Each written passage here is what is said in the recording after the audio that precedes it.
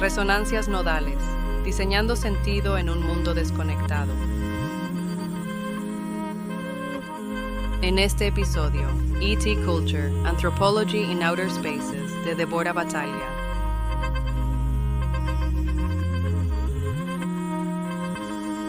Hay algo, no sé, extrañamente familiar en todo el tema extraterrestre. Totalmente. Piensa en la imagen del platillo volador, o el típico alien gris de ojos grandes. Son íconos. Los reconocemos al instante. Exacto, son parte de nuestro folclore moderno, casi. Y la editora del libro que vamos a analizar hoy, Deborah Battaglia, dice algo clave. A ver, Dice que esa profunda familiaridad es la diferencia que marca la diferencia. Es como la puerta de entrada a algo mucho más profundo. y es una puerta que nos aleja de la pregunta de siempre, ¿no? La que en realidad es la menos interesante. ¿La de son reales o no? Esa misma. El libro nos invita a dar un paso al costado de ese debate para preguntar otra cosa. Exacto, una pregunta mucho más reveladora. Por eso, hoy no vamos a hacer un simple resumen de E.T. Culture, Anthropology in Outer Spaces. No, para nada. Vamos a sumergirnos de verdad en él. Queremos entender por qué un grupo de antropólogos se toma tan en serio estas creencias. Desentrañar sus conceptos, ver qué nos dicen de la gente común y, bueno, qué proyecta todo esto sobre nuestro futuro. Y es súper importante aclarar eso desde el inicio. Esta fuente es una colección de ensayos académicos. Cierto. Su objetivo no es validar avistamientos de ovnis ni desmentirlos. Lo que hace es tratar la creencia en extraterrestres como un fenómeno social, un fenómeno cultural en sí mismo. Un campo de estudio. Exacto. Un campo que cuando lo miras de cerca revela verdades, pues, sorprendentes sobre la condición humana hoy en día. De acuerdo. Entonces, vamos a desempacar esto. La premisa central del libro, su punto de partida, no son los extraterrestres. Para nada. Son las personas. Es como la gente se encuentra y se relaciona entre sí en torno a la idea de la vida extraterrestre. Y Battaglia lo formula de una manera que me parece brillante. Dice que es una forma de preguntar qué significa ser humano en un universo de entidades fabulosamente diferentes y flujos informáticos de origen desconocido. Es una pregunta enorme. Y para responderla, proponen un movimiento, digamos, intelectual que es clave. ¿Cuál? Desexotizar al alienígena. Desexotizar. Ok. Sí. En lugar de verlo como algo rarísimo, ajeno, lo traen a la Tierra. Y ahí está la fortaleza del enfoque, al tomarse en serio estas creencias sin juzgarlas. De repente aparecen cosas muy nuestras. Exacto. De repente aparecen preocupaciones increíblemente terrenales, ¿Y a qué tipo de preocupaciones se refieren exactamente? pues a las más profundas. Ansiedades sobre diferencias raciales, étnicas. Esa mezcla de fascinación y pánico que nos da la tecnología. Uf, sí. Y sobre todo una sensación de alienación, de desconexión total con las estructuras de poder, con el gobierno.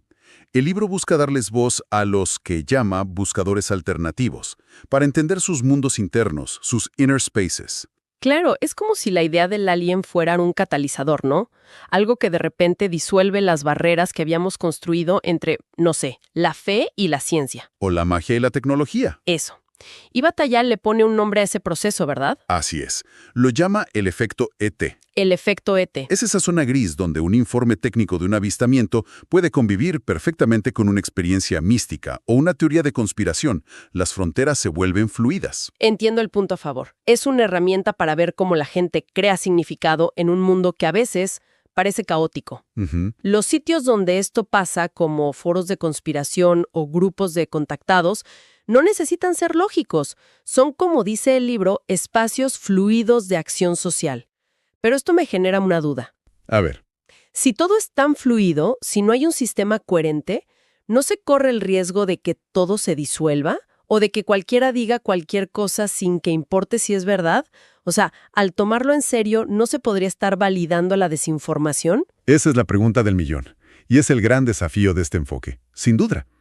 Para que funcione, te pide a ti como observadora y como lectora que suspendas tu incredulidad. Ok, El libro nos pide tratar estas creencias como prácticas de conocimiento situadas. prácticas de conocimiento situadas. Suena bastante académico. ¿Qué significa eso en la práctica? Pensemos en un chiste familiar.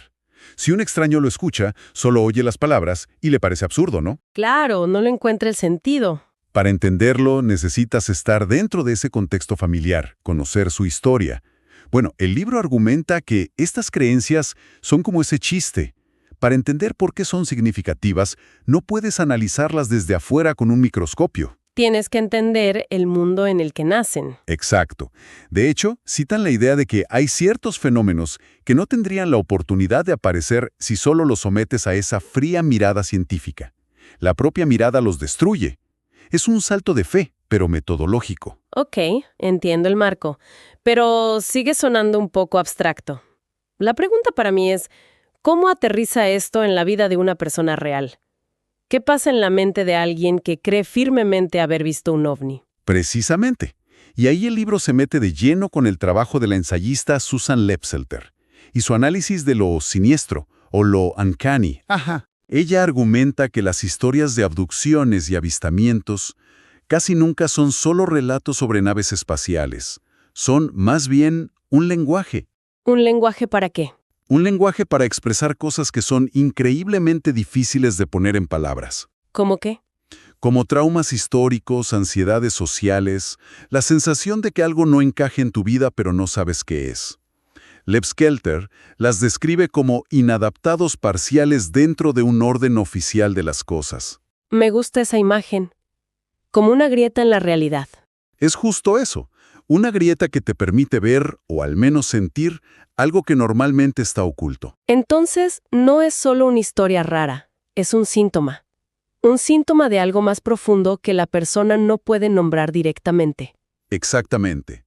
Los relatos sobre un gobierno cósmico que todo lo ve, o sobre alienígenas que operan en las sombras, bueno, resuenan con una comprensión muy visceral del poder. La sensación de que hay fuerzas que te controlan. Omnipresentes, que estructuran tu vida. Y estas narrativas se vuelven una forma de protestar, pero usando el lenguaje simbólico que el propio sistema les ha dado. Es una especie de resistencia cultural. A través de estas historias se exploran temas como la clase, la raza. El género. De una manera que un libro de sociología jamás podría capturar. Para que no se quede solo en la teoría, el libro da un ejemplo muy concreto sobre esto, ¿cierto? Sí, el de Lepselter sobre la gente que viaja por el suroeste de Estados Unidos. Al Área 51 y lugares así. Exacto. Su búsqueda, que es casi compulsiva, no es solo para ver un ovni.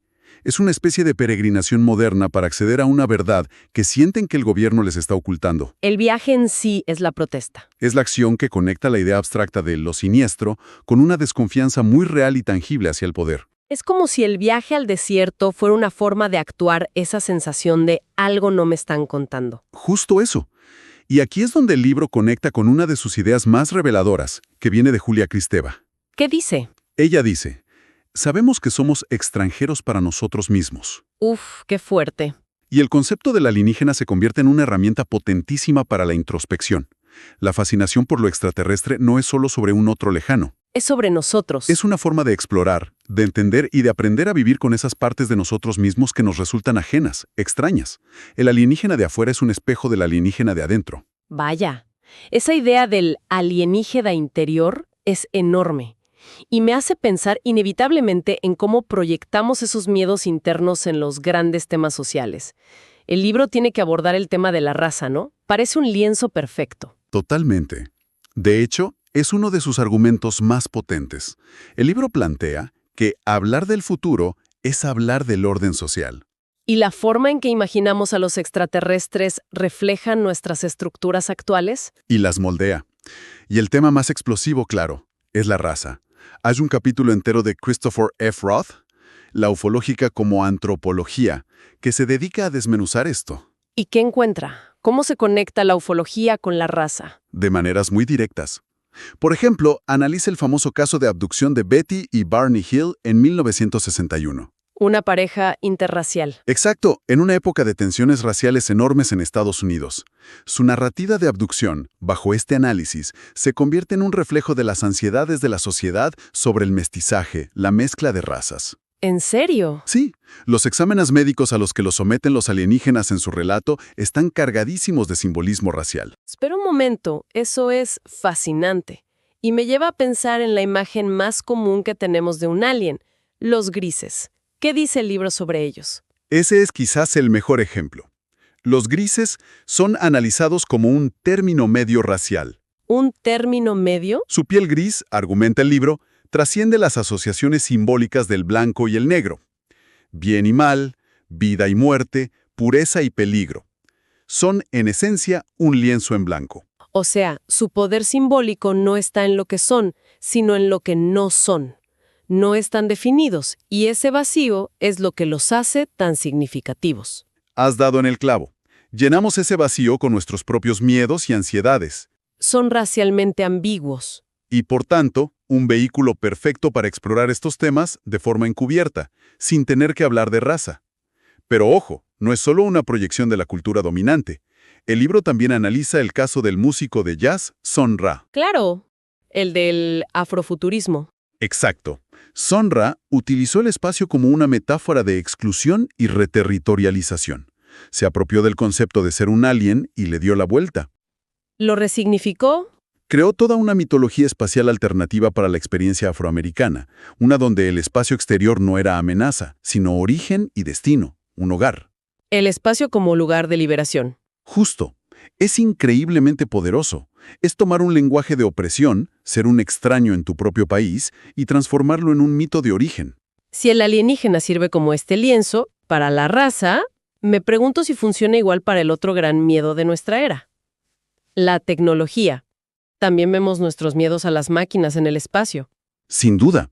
El libro usa el ejemplo de la película de Matrix. Claro. La idea de que nos hemos convertido en simulacros de nosotros mismos, atrapados en un sistema tecnológico opresivo que ni siquiera vemos.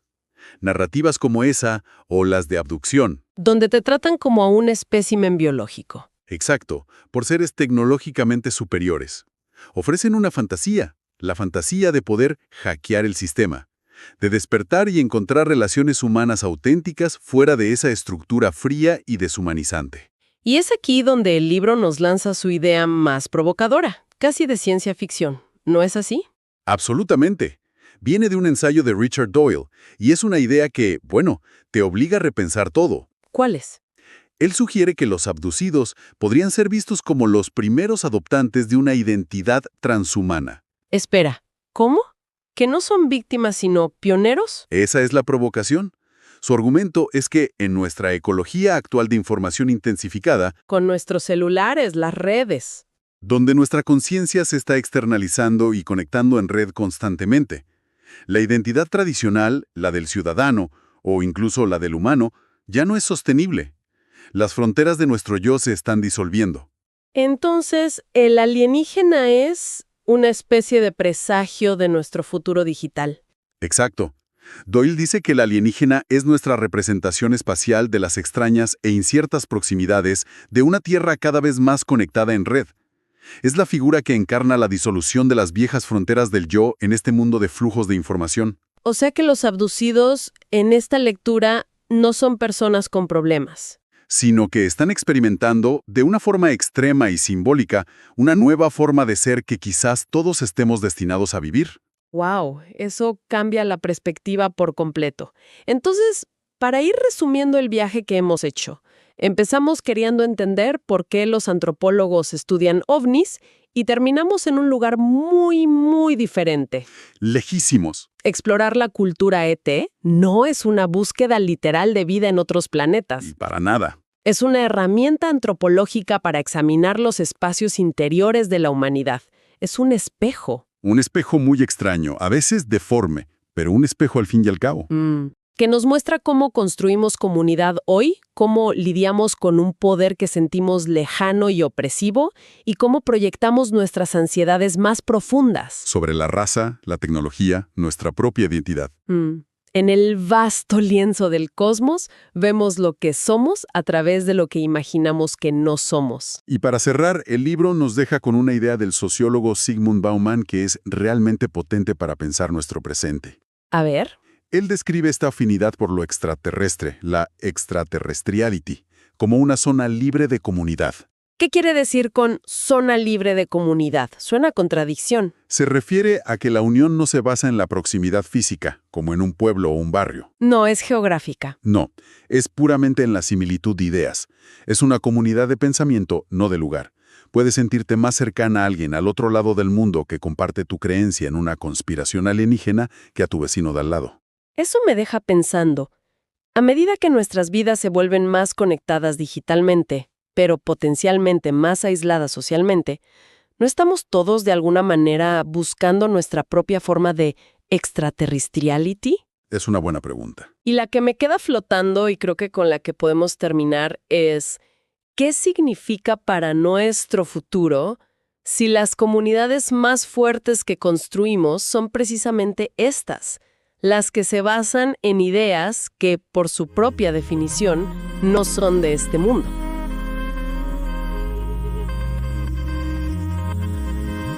Resonancias Nodales fue una producción de No Domiciliario.